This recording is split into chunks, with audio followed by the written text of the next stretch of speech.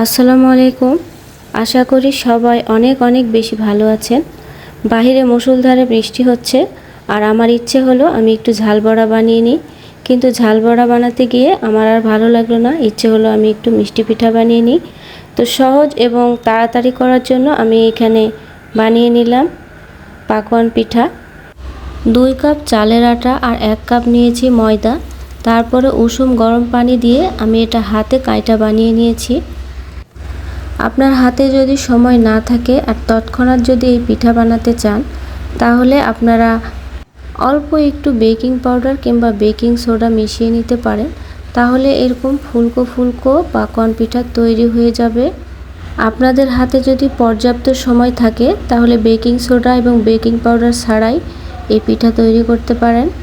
তার জন্য আপনাকে কাই মাখানোর পরে এইটাকে 6 থেকে 7 ঘন্টার মতো রেস্টে দিতে হবে।